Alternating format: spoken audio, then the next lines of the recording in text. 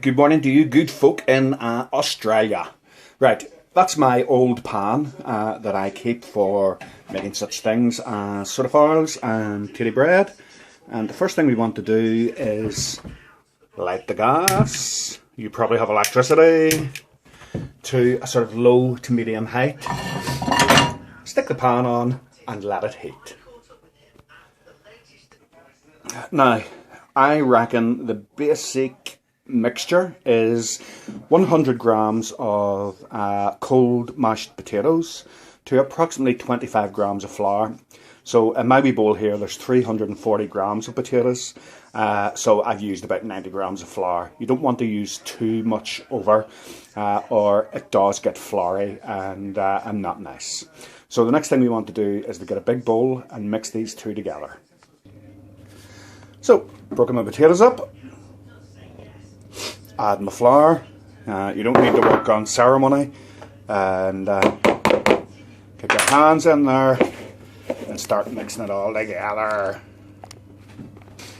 So, after a minute or two, you end up with a nice dough.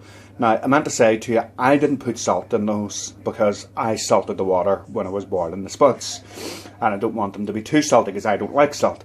But if you like salt, put a wee half a teaspoon or so into it, just to help out the flavour. Some people would also maybe add a wee bit of melted butter. But again, because these were potatoes that I had for the dinner, I had put butter in them before I served them. So everything was in there basically that you need. Right, so plenty of flour, your potatoes, and what you want to do now is to roll it out to whatever size suits you. So there she is rolled out. So now to cut the size, I have this wee plate which is roughly the size of the base of my frying pan. So I just bung it on top, give it a wee press down just to leave a mark, and then I'll cut around that. So just slightly inside the mark so that it fits the frying pan better.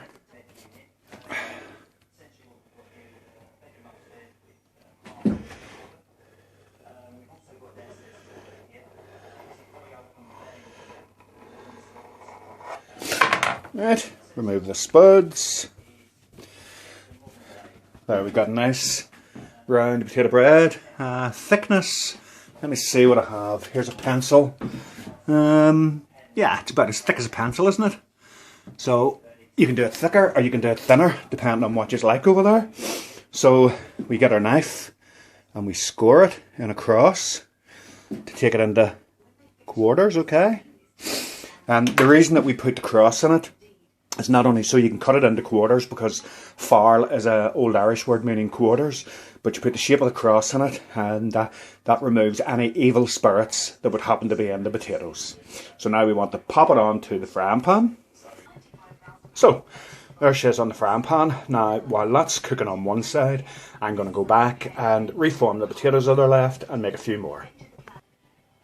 So now this is the second one I have made, and as you can see there's only a wee tiny bit of potatoes left. So from that mixture you get basically 8 potato farls.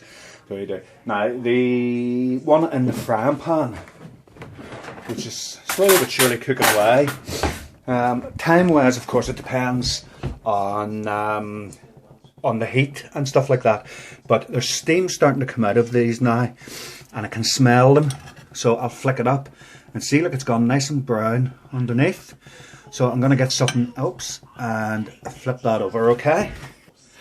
So there she is flipped over. Now, my gas was a wee bit high, so it cooked a wee bit fast on that side, so I've turned the gas down slightly and I'll let it cook a bit more slowly on the other side. And I'll maybe flip that back again just to get a wee bit more colour into it. So look, that's the other side now. I've just flipped it over. I'm going to let the other side cook a wee bit. The smell in the kitchen is gorgeous. Now at this stage when it's cooked, you could take it off the heat and spread butter on it and a wee sprinkle of salt. And now when I say butter, I mean butter. I don't mean flora or any of those little fake spready stuffs. Spread it with real butter, wee sprinkle of salt, and have it with a cup of tea, and it make a lovely breakfast. Alternatively, stick it on the wire rack, let it cool, and have it later with your fry. But the best way to redo them is to fry them lightly in butter. And the taste you get is just awesome.